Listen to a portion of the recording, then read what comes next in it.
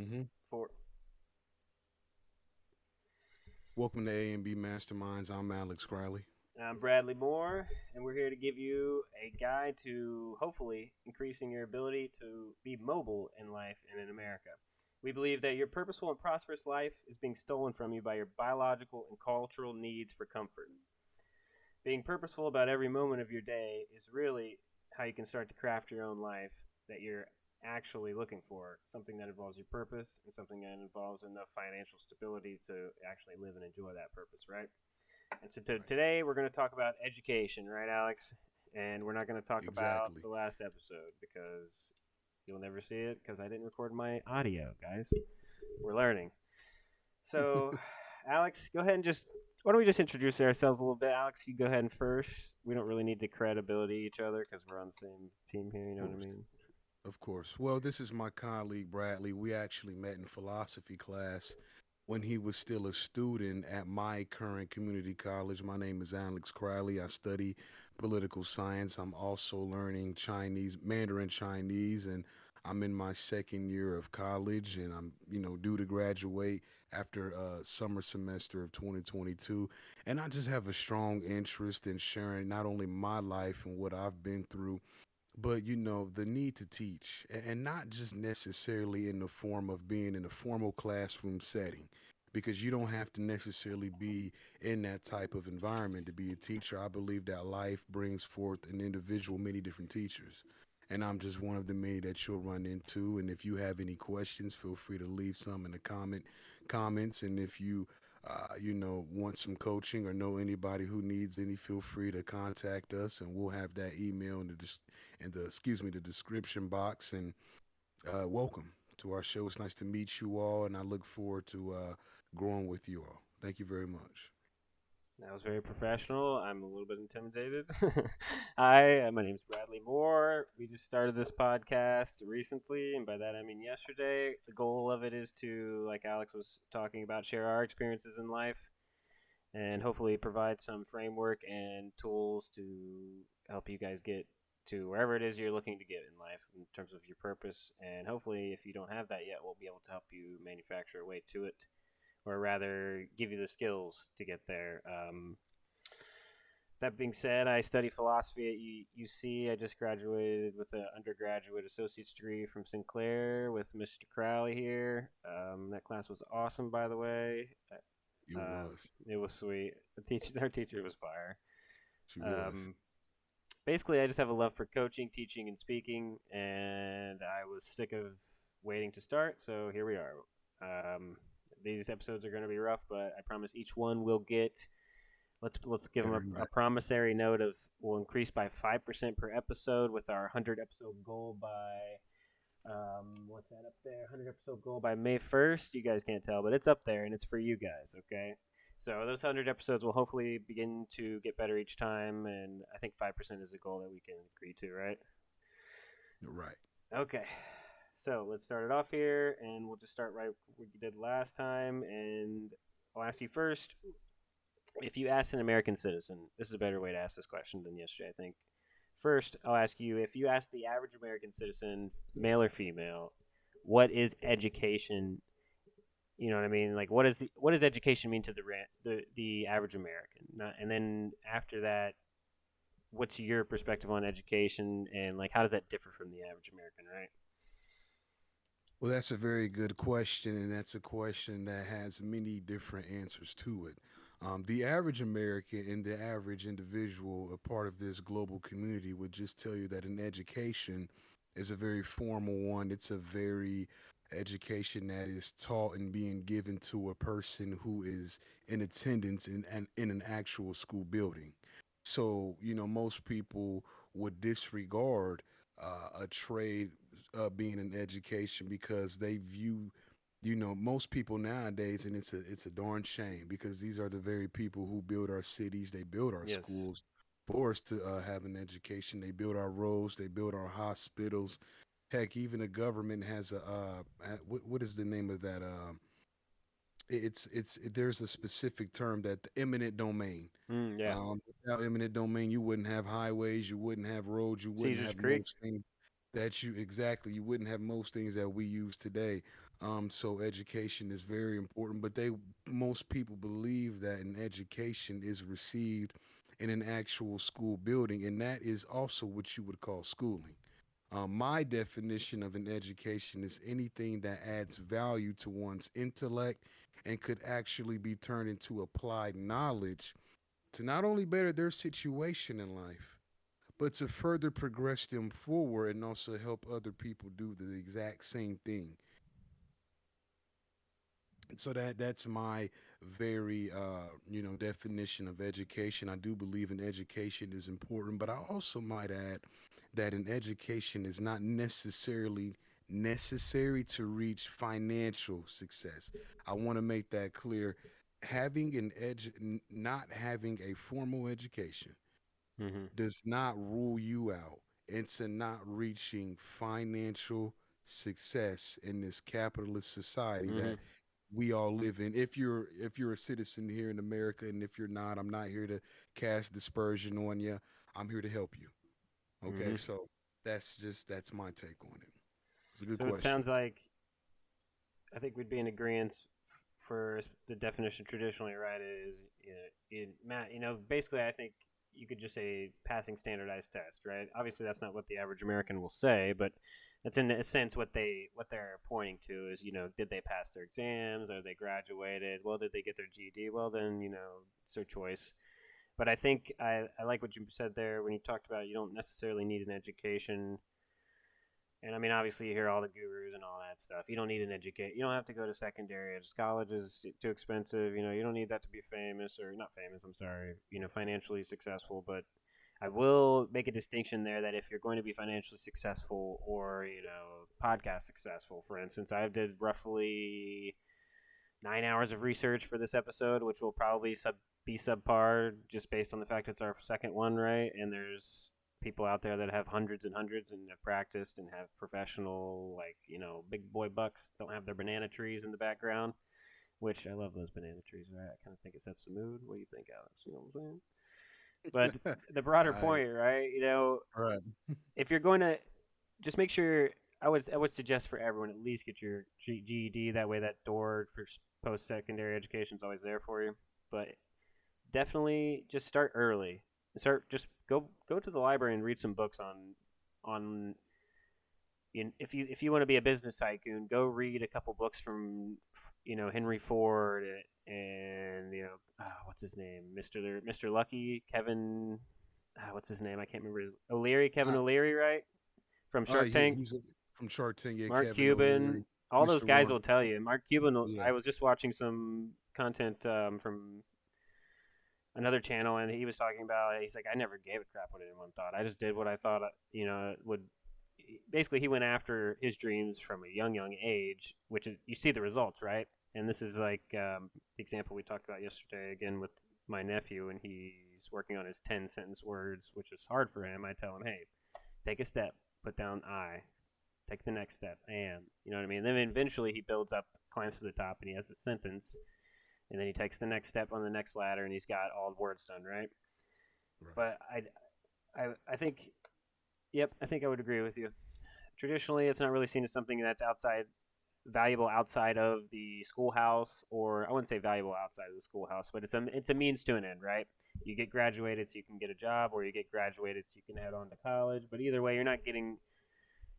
There's no purpose class, right? There's no class in there that teaches you to like, read a different book from a different. I don't know the solution. I'm not an educator, but I think this is a good segue to get into like. So, what is education for then?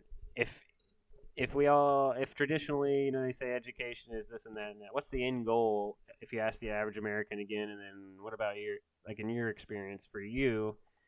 Is there was there a moment I guess when it shifted for you from being like this is just my education, my secondary education, my public education to actually this could be my purpose and now I'm going to go full steam ahead and it's no longer just schooling. It's you know what I mean? When you wake up, you get out of bed without hitting snooze type thing. You have to your passions find you. Okay.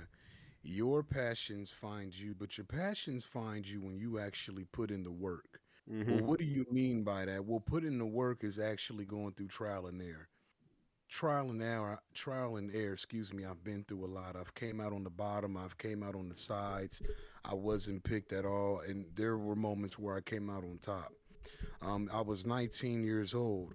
It was the summer of 2018 when I finally found out who I wanted to be in life. Well, to get there, I couldn't do the, typical college dropout route and, Mhm.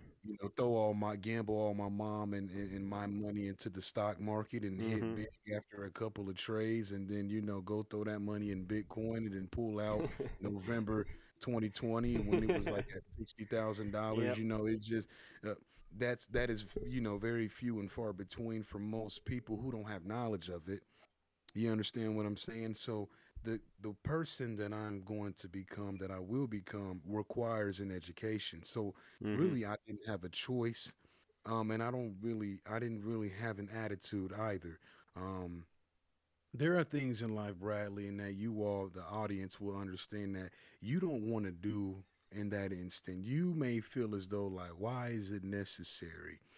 I remember being a sophomore in high school, and I asked my teacher and I asked my peers, why is it necessary that I know what geometry is? Senior year, why is it The necessary classic. that I need to know what quantitative reasoning is? Tell me why that's important. Mhm. Tell me where somebody's going to require me to even have a very foundational knowledge of quantitative reasoning. It serves no purpose in who I want to be. Do you understand? But the class still had to be taken and it still had to be passed Mm. with a satisfactory grade, either an A, B, C, or D. You understand? So we don't shoot for D's. We shoot for a higher grade than Mhm. that. But there are things that you are going to have to do, even though you don't want to do them. But education to me is important. Education to me is valuable. And the typical dismissive individual will say, "Oh, well, college is a business." You know what? College is a business, Mhm. and you want to know what they provide? An Yeah. education. Yeah. You pay for it. You pay for it in time.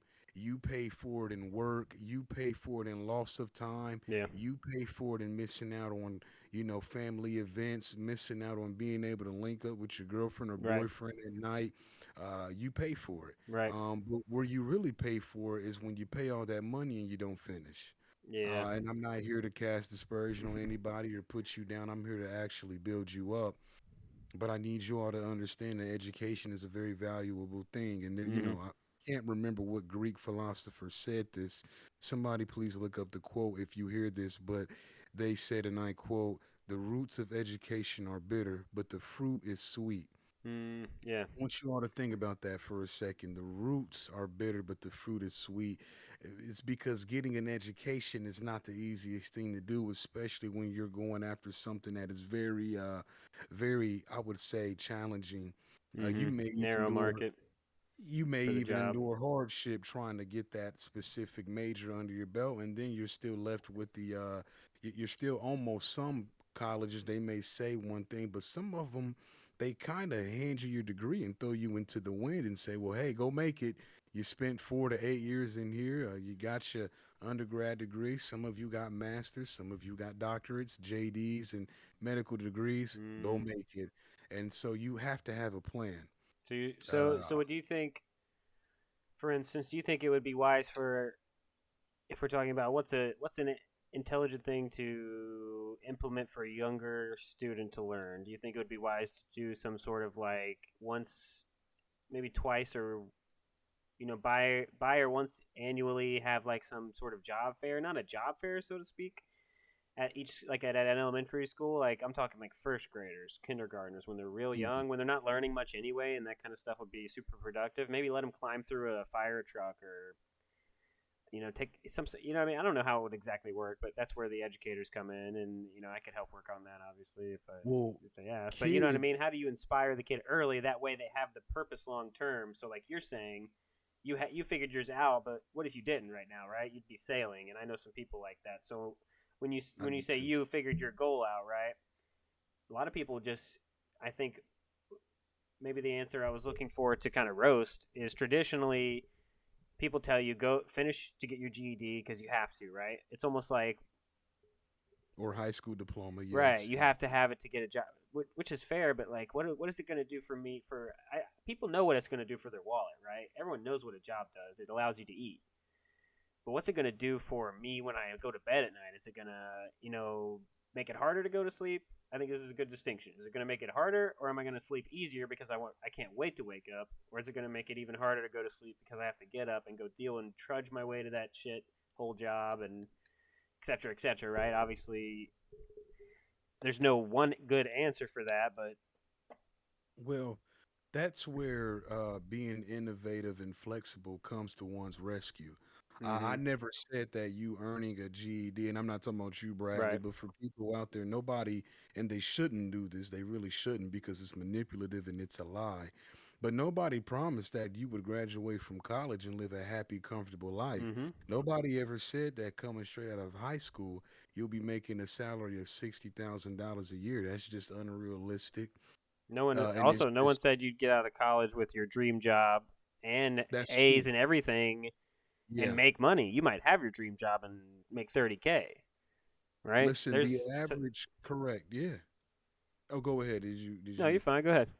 well, listen, the average GPA, I believe, and I may be wrong here, to be even qualified or even looked at it, get given a second look to enter into Harvard Law, the average GPA was like a 3.89. That's You wild. hear what I'm saying? But that's There are not students unattainable. You need the that's not resources, unattainable right? at all. You The, do need the it's the resource resources, of time. Your effort. parents have the time to take off Yeah, work to take you to the right, and that's where that yeah, gets into a whole nother conversation about. Maybe we could do a talk about. I don't want to skip that because it's a huge, obviously, like resource inequality, all those things. Is that there's plenty correct. of time to talk about that, but this obviously when we want to focus more on just talk. I just want to get kind of a general layer of how we feel about education, and then we can start to kind of build up some sort of plan with the viewer base and how that so, and that's why I'm asking these super specific questions because the goal of this channel, right, is to we should probably maybe talk about that a little bit. But we're just here to hopefully, like we said at the beginning, give you some tools, talk about our perspectives and the traditional perspectives of culture, maybe give some examples. We have some clips that we'll go through eventually. And I Right, have some statistics. We'll talk about a couple of them, but resource disparity is one of them. But we're here to get it out in the open and at least start the conversation, and eventually we'll use our educations that we're going towards to hopefully build on some sort of foundation and bring this channel to a high point of value, right? right, But that's in turn why I'm starting to dance around these specific topics, right? And obviously, um, we'll start to get better at delivering more specific and you get what I'm saying. But I think we can move on from that. But the point of that is, no matter what, I think what I wanted to finish in, and then I'll let you kind of wrap up that section too. Make sure that whatever you're going to do, whether it's get a GED or be a writer and never go to school a day in your life after age 2 or whatever you decide, right? As long as your heart's in it, you're still gonna have to learn, right? Don't ever think. This is what I really mean to say. Don't ever think that you're gonna get away from hard work, and don't ever think that you're gonna get away from basic skills like reading and writing. And if you want to be successful, now if you want other people to control your time, and you want other people to dictate what you do with contracts and all this other stuff because you don't want to read and you don't want to write your own contracts and things like that, which obviously I understand is hard, then yes, get your GED and then go do what you want to do, get a job. And there's plenty of good companies out there. I'm not saying there's bad, everything's, evil capitalist. There's plenty of great companies out there that will provide that for you as long as you provide the service. But make sure that you understand there's always going to be effort and there's always going to be learning, failure. There's going to be lots of failure if you want to do something successful in life. But don't be afraid of it. So in terms of your education, don't be afraid to fail. I failed like 9 classes before I got to philosophy, so I had my first 9 classes, and the one class I passed, I'm pretty sure that guy just let me pass because he felt bad for me. He gave me like a sympathy B on my last paper. So, I mean, it was rough for everyone, but I mean, an 8 year associate's degree is a degree still. Ain't nobody knows until I told you guys here, right? And so, right. yeah, just remember, Yeah, there's gonna be work the whole way. Yeah, I faced a setback myself in the year 2019. I got setback in my college career too. So, you're talking to somebody who kind of experienced the same thing. I didn't fail numerous amount of classes, but I still, Mm-hmm. was I wasn't full time either, so it set Mm-hmm. me back. And that So thick that's bill okay. that sits over your head when you drop out, and you're like, "Fuck, I have to pay that off before I can Mm-hmm. even think about applying again, right?" Mm-hmm. And so all those things weigh in. But moving on from that, I think we've kind of set the goals for education, what is traditionally and what it could be, right? Like some Right. get a little bit of ideas on how we can start to set some purpose into someone's life early. That way, they have a trajectory to aim at versus just floating through education until they end up in a job, right? So the question is now, like we talked about with the peer or the job fair type deal, when and how how do we start to educate people traditionally, what's the traditional model, and then if let's hear some of Alex. Here's the press all button, right? What would you implement across all school systems and say, okay, this is going to help within 80% certainty? What's that one big idea for you? Well, certain school districts, because we're not everywhere at once, we don't know everything that's being implemented from pre-K to 12th grade.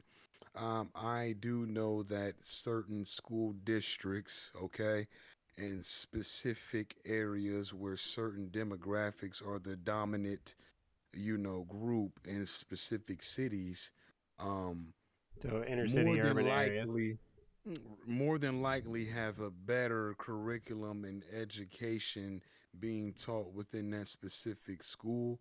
And I also understand that it is still up to the student Mm-hmm. to do whatever that they can to exhaust every resource available for them to pass as well. It's a two-way street, okay? It goes both ways. The dynamic between the parent, the student, and the teacher is a very important one.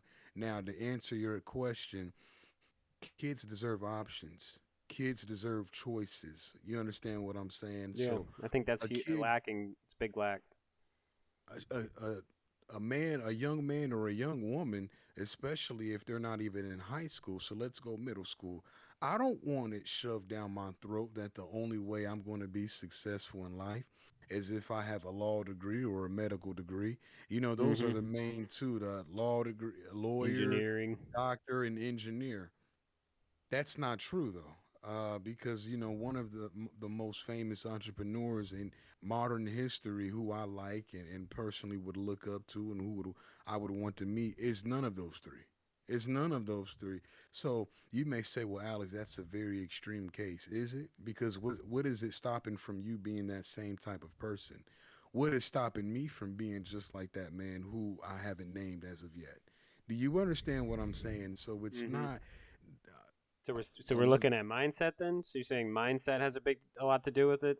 mindset has listen, Bradley, it's a mixture of Yeah. things. It's not just one Right. thing. It's what the child believes what they can do. It's what the Yep. parent is or isn't putting in their child when the child is home, and it is what the Mm-hmm. teacher being told to talk is being told to teach, to those students in the classroom, and also what that school and that school district is implementing and sending out to those schools to put in front of these kids and telling them this is what we have for you. Like with my old high school, you could go to Sinclair Community College your junior year if you had the qualifying grades for it. So by the time you Mm-hmm. graduate high school, you also graduate with your associate degrees. I can name you three schools off the top of my head where they do not have that program. Mm-hmm. Oh, and can I also put the cherry on top? The high school that I went to, who offered that program, is literally one of the worst schools in the state of Ohio. Mm. One of the worst schools in the state of Ohio. Do you understand what I'm saying to you? So even though they still had that program, what is to be said and what is being taught to our students? Why is it that they don't know anything? School is Mm. mainly built around memorization. Why is it Right. that our students are being sent in to take OGTs and park tests? OGTs got canceled. OGTs. I was the last class to take it.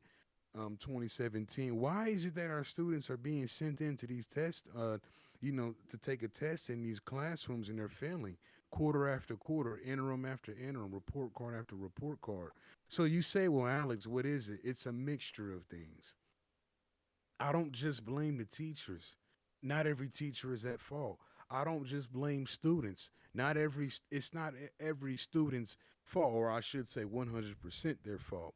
I don't just blame the parents. It's not 100% their fault. I don't even blame, the Secretary of Education or the president. It's everybody's fault. George Bush said, "No child left behind." Every time I turn around, there's a kid or a young man, especially Mm-hmm. one who looks like me, being left behind. Yeah, my What are you nephew. talking about? No child left behind. Mm-hmm. So You that's understand what I'm saying? no, I completely agree. So what I'm thinking is So, here is where I'm seeing the lack is we're not getting enough engagement between the school, the parents, and the children all at once. So there's one thing we can point to there is households. I know that single motherhood has gone up, and I don't want to get into that rabbit hole and have someone, which is an uncontrolled environment. We can't. A teacher or correct, a right? principal can't control that. Yeah. And once you take not only that, even if the mother or the father, the single parent, wants to do the things that would facilitate that education to a higher level. When you're a single parent, you're a single parent, so your time is halved, your money coming in is halved. You know what I mean? Sometimes you have to make priority decisions where, okay, if you want to take violin class, you can't do this scholastics club, and I could barely pay for the violin class, etc. And so what I'm thinking is a decent pliable solution for would be some sort of maybe increased parent teacher meetings, maybe some sort of engagement with the school by quarterly, like a shindig type deal, like take your kids to dance and meet the teachers, or some way to make it to where the kids get engaged, right? And other parents come and all the parents there create an atmosphere of importance for education and how it helped them get their careers and stuff, things like that, right? How can we how can we obviously add some money, get the parents interested, right? Add some money to the education system. So I guess it really feeds back into the culture. How do we get the average person to value education more, right? And Right. just so we don't get too far off topic here, like the average person is how education is paid for, right? So this is a good segue to lead into. I was going to ask you how is education paid for traditionally, which is just to open up a little bit of question and answer between us two and get some conversation around the actual funding process of school. Obviously, it's a public. Um, I don't know I that. believe they have to pass levies. Like Yeah, levies have to be passed for, yeah, like I don't like specific. public safety and public health. I don't know the exact public education, right? It's a tax system Right. Yeah. where we all pay in, and then our education systems based on the area they're in get that levy money, and they build a plan, right? And the school does this and this, and that's how they allocate resources. Well, and then Bradley, just to add, money could also be an issue for the teachers. I want you to Mm-hmm. not don't leave that out because let's be honest, you go to work to make money. You don't go to work to do anything for free. Time That's is interesting you valuable. say We that talked actually, about this. because So could that also be a factor as to why a specific teacher may not be as motivated to teach or take initiative because they feel like, my pay is low? that That definitely could be a could be serious part of it. factor. I know that I was looking during the research. I Yeah. looked at one of the statistics I did find from a Mhm. video link in the description down after. Mhm. Do teachers feel valued? And U.S. 1 out of every 3 teachers said yes. In Finland, 2 out of every 3 teachers. This is obviously a varied statistic. It's 30%, 33% versus 66%. I don't know who collected the data. This is from I think this Mm. was the CNBC one. It'll be in the comments below or the description. Sorry. But just in general, another interesting thing which I never even thought about this metric before, is teachers, for instance, in Japan work 11.3 hours, but somewhere like South Korea, New Zealand, I'm sorry, not New Zealand, but South Korea, they only work 6.48 hours. So there's a varying difference in terms of like U.S., Singapore, and UK. Germany was one of the ones as well. These upper GDP countries, they teach for longer, but the effectiveness is less, right? And one of the interesting things was like teachers spend like an hour and a half every day on average in America, more than almost everywhere. It's actually more than that, but if the average is 130, it's really about 145 if you take out a couple of these other ones. They spend an hour and Yeah. 45 minutes more just teaching every day versus the other countries will that'll be spent planning with other teachers and meetings and things like that. Now, I don't know if that's effective or not. I mean, the data here would point to that it is a little bit more effective, but I mean, this is probably massively inconclusive, right? But do you think that affects it? Like, should we have more planning? Maybe that hour and a half can be spent one of those days with, a parent or something after school or something like that. Maybe how do we get people to value the position of teacher more so that way we can allocate more resources to the teacher, then we can feel justified in saying, okay, now once a month you should try to visit this student at home, right? And how do we also not only build back trust in schools, because I know a lot of people, especially with the COVID and the vaccines and the mandates and all that, which I don't want to get into, but how do we build a relationship with the school and parent and the community and the state and the entire country, right? In which Right. we really value Yeah. that engagement, and then when a teacher's making $65,000 with fire insurance and she doesn't have to worry about she or he, I say she because it's a predominantly female dominated work field, which whether that's good or bad is your opinion, just the stats. um, I don't have a problem with it at all. You know what I mean? Yeah. I think teaching and coaching, it's just that nurturing because, I mean, let's be honest, it helps out a lot, right? Kids are kids, and men are like, statistical linear thinking, do it this way. And women are like, listen, it's a child. But I'm growing that skill more and more, which you can learn as a man.